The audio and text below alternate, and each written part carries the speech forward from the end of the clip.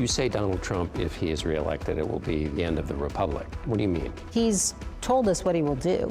It's very easy to see the steps that he will take.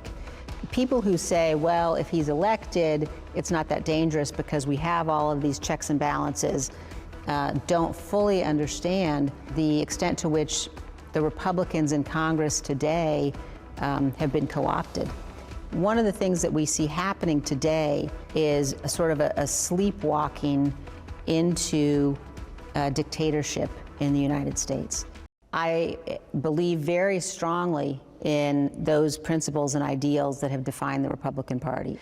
But the Republican Party of today has made a choice, and they haven't chosen the Constitution. And so I do think it presents a threat if the Republicans are in the majority in January 2025. All right, guys, so we got to talk about the Trump deranged liberal media, okay? And this video right here is going to be pretty hilarious because I was in the gym today working out, and in my gym, there's like a big, wall of TVs. And, it has the news on, it has sports, other, shows or whatever.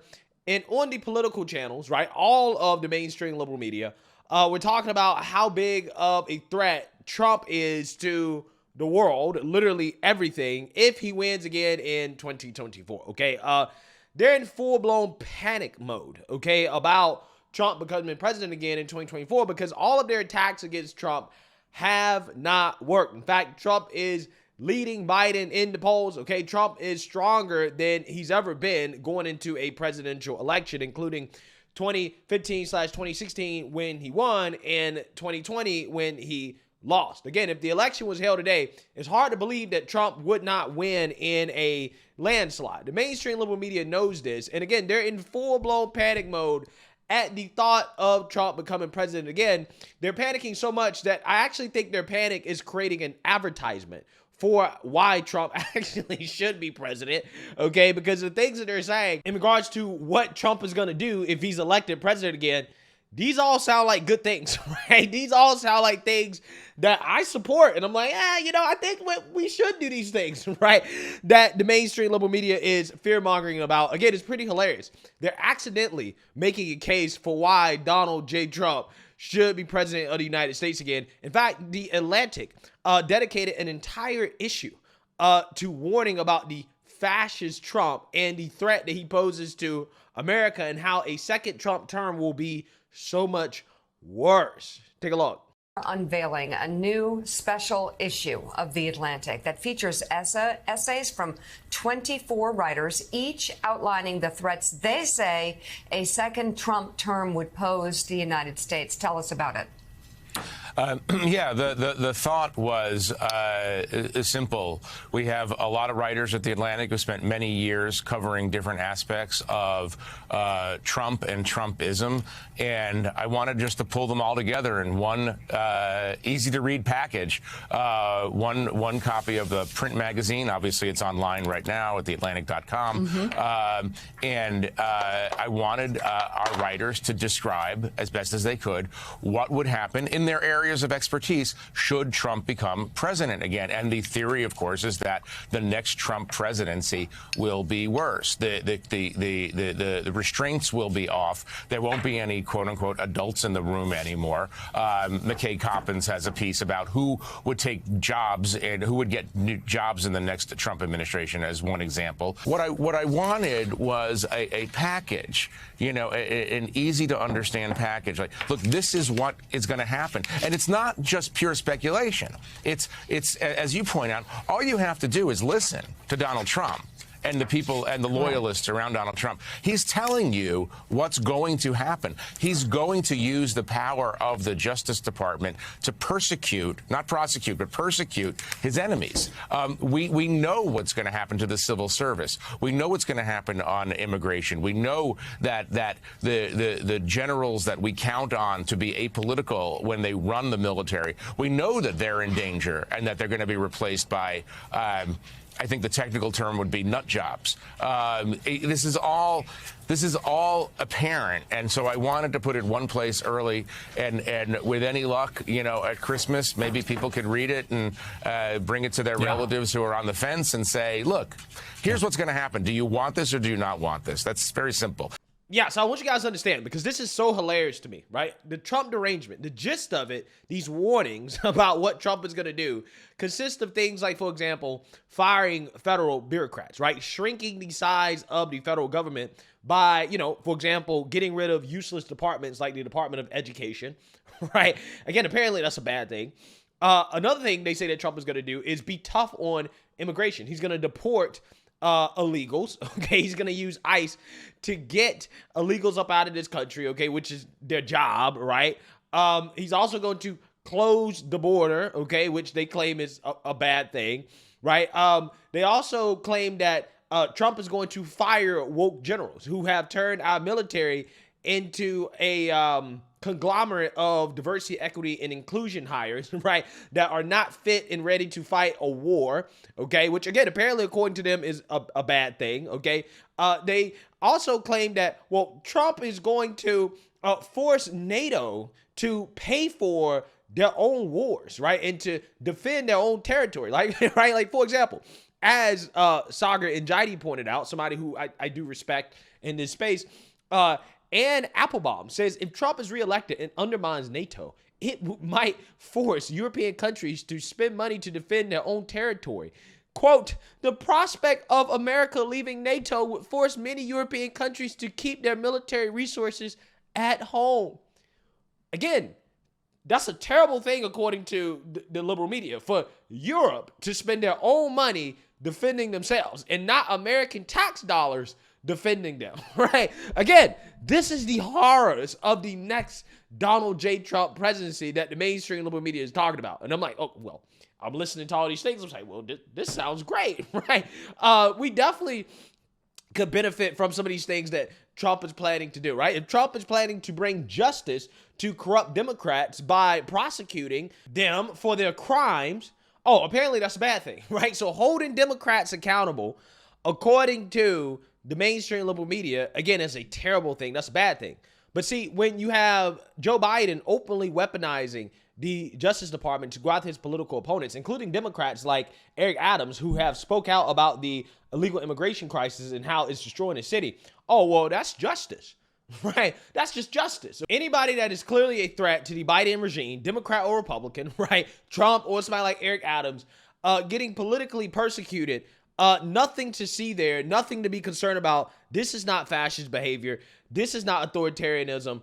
Nah, right? Let's just ignore it and not talk about it. But again, if Trump gets in office and he gives Democrats a taste of their own medicine, oh my God, it's the end of the world, right? This is terrible. While again, Biden is showing us that he actually really is a dictator. Yesterday, I did a video in which I talked about how the Florida Democrats are canceling their primary election. Essentially, the Florida Democrats decided to only put Joe Biden as a candidate, which by Florida state law basically means that Joe Biden will automatically win their primary in that state. Now, Joe Biden's opponents in the Democrat primary are sounding the alarm on this and saying that, look, this is anti-democratic, right? These are the same people that always talk about how Trump is a threat to democracy. However, these people quite literally are overthrowing democracy in Florida, right? They suppressed a whole state full of voters in regards to being able to vote, right? They don't get a choice in regards to who they want the Democrat nominee to be. But yet, these are the same people boohoo, whining and crying about Trump being a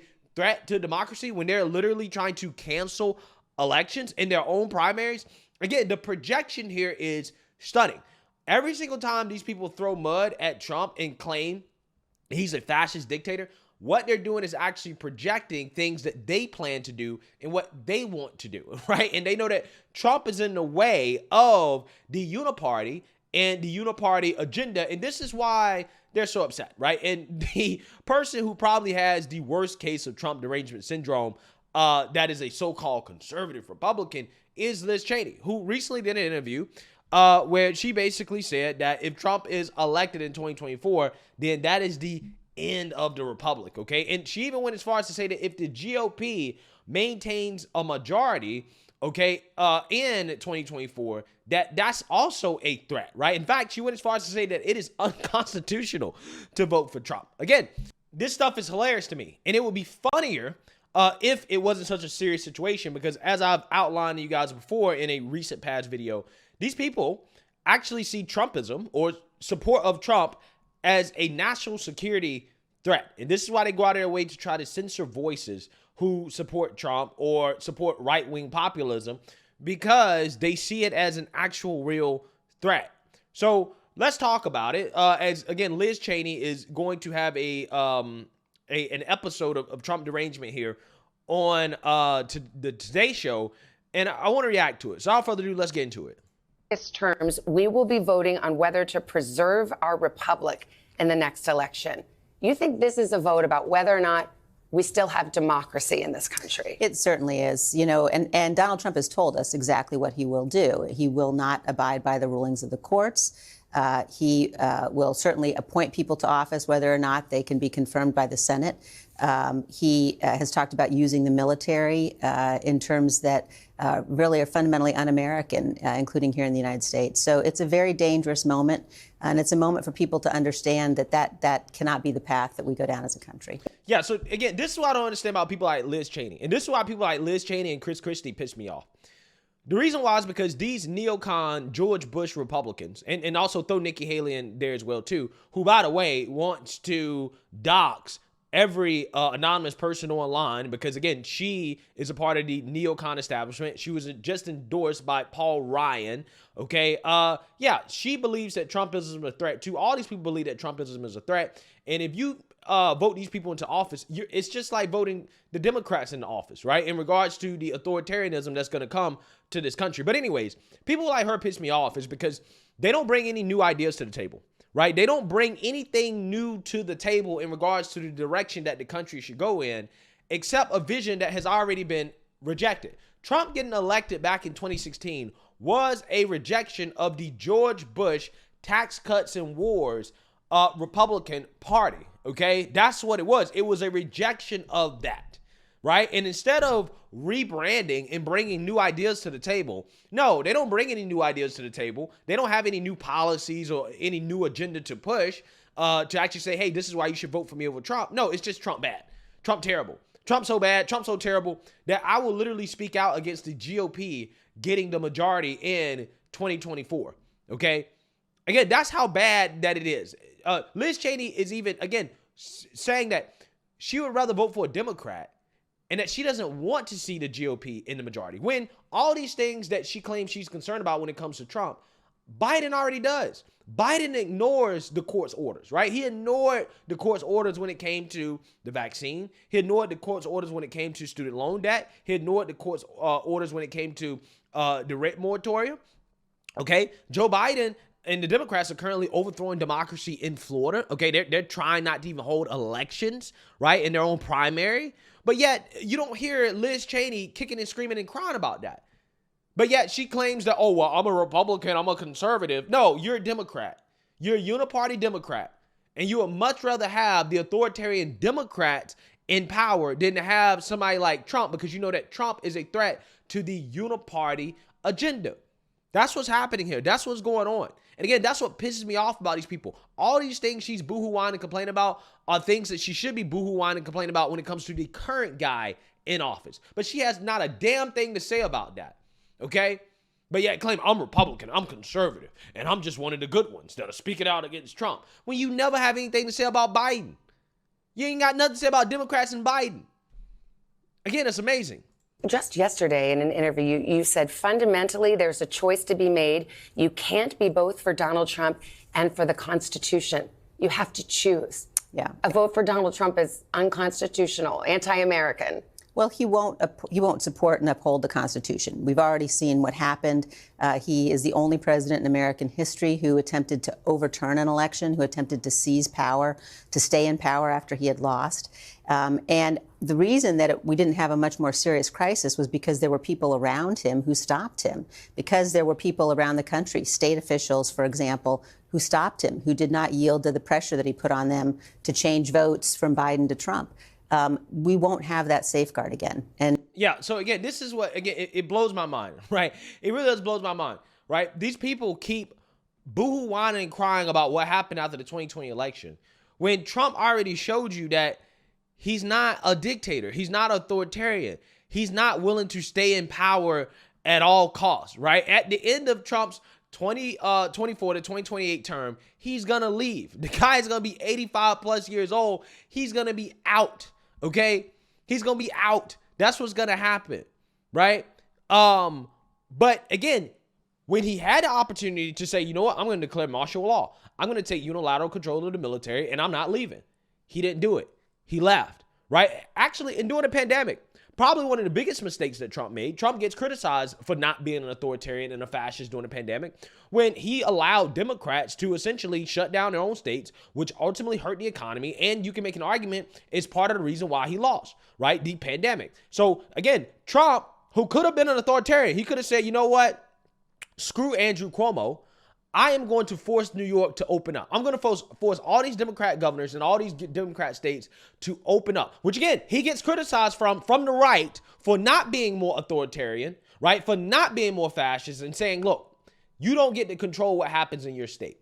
But the fact is that Trump, because he's not an authoritarian, said, you know what? I may not agree with your policies. I'm going to come out here and advocate that you do open up your states, but I'm not going to force you to open up your states because you're the governor of your state. And ultimately, I can make the argument that that's probably part of the reason why he lost. But again, my point is that when Trump had the opportunity to be an authoritarian during a pandemic, okay, in which we saw Joe Biden take full advantage of the opportunity to be an authoritarian when it came to the pandemic, right? He took full advantage of it. Trump decided not to. Trump said no.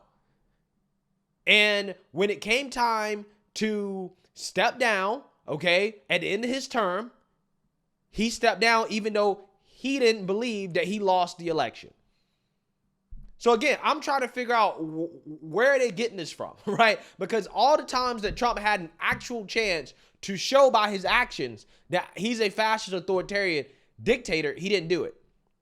Amazing, right? Absolutely amazing. But Joe Biden is showing us every chance he get. Democrats are showing us every chance they get. They're authoritarian. These people literally are advocating for social media platforms to censor speech that they disagree with in order to affect the outcome of elections, which is arguably a violation of the First Amendment, right? Unconstitutional. So again, to me, when you actually look at the facts, okay, and the actions of Democrats versus Trump, I would say that voting Democrat probably is more of a threat to the Republican, definitely is more of a threat to our republic in the country, in the Constitution, than voting for Trump, right? If you want to save the Constitution in this country, yeah, you definitely should vote for Trump over a Democrat. He's so dangerous. If you have a president who is unwilling to abide by the rulings of the courts, who's unwilling to uphold the Constitution, then there are no guardrails who can stop him. Again, all things that Biden does, right? And I'll give you concrete examples of Biden doing these things. Stop him. You've said we're sort of sleepwalking into dictatorship in the United States. Dictatorship. Is that what we would have if we reelect Donald Trump? That's what we already have under Biden. But again, where's Liz Cheney on that? Why is she never talk about Biden? You know, it's funny how they don't bring on Liz Cheney to talk about Democrats. It's amazing how that works, right? They only use her to talk about Trump. They don't give a damn about what she has to say about Democrats. It's just amazing. I don't understand why these people sign up for this, right? I think it's a very, very real threat and concern. And I don't say any of that lightly. And frankly, it's painful for me as someone who, has spent her whole life in Republican politics, who grew up as a Republican, to watch what's happening to my party and to watch the extent to which Donald Trump himself has, basically determined that the only thing that matters is him, his power, his success. And that is not somebody you can entrust with the power of the presidency. It seems crazy to ask this and even crazier to fathom it. But do you believe if Donald Trump were elected next year that he would try to stay in office beyond a second term? That he would never leave office? There's no question. Ridiculous. Ridiculous. Right. Ridiculous. Again, I don't understand why these people believe that Trump would stay in office beyond a second term when he already showed you that when forced out of office, he's going to leave office, right? If he actually wanted to stay forever, he just would have done it after the 2020 election. But he didn't do it, right? This is why I find this to be so hilarious. He would try to stay in power forever. Absolutely. I mean, he's already done it once. And in fact, how did he do it once, right? When it was time for him to step down and leave, he left. How did he do it once? Again, they're making stuff up, right? They're just making stuff up. You look at what he did in the run-up to January 6th in terms of his pressure on the vice president not to count legitimate electoral votes, his pressure on the Department of Justice, on state officials, and then refusing to send help when the Capitol was under attack. You mean Democrats, right? You mean Nancy Pelosi, the mayor of Washington, D.C., who refused the National Guard even though Trump requested it. Again, these are all things and facts that, people like Liz Cheney just conveniently leave out, right? Let's just leave out all the things that Democrats do that I'm accusing Trump of doing, right? Except Democrats did these exact same things. Again, Democrats have contested every election since George Bush, since 2000. They've literally contested every single election. But yet they're never called election deniers, right? When they're most certainly, they're reality deniers and they're election deniers. He's already attempted to seize power, and he was stopped, thankfully, and for the good of the nation and the republic. But he said he will do it again. He's expressed no remorse for what he did. Wow. Amazing stuff. If you fall for this, I don't know what to tell you, bro. Right? I don't know what to tell you. These people are clearly projecting, okay? They're projecting everything Democrats do onto Trump. And again, just because they are trying to protect their power. They're trying to protect their dictatorship, right? Their fascist leaders, okay? Whether that be, again, a Neville Trump neocon or a neoliberal Democrat, they want to protect that so bad that, again, they project all the things that they want to do and the things that they do onto Trump, right? Because he's a threat to that. Again, it's amazing. It's hilarious. Let me know what you guys think. Make sure you like, comment, and subscribe. Most importantly, share a Black conservative perspective. Peace.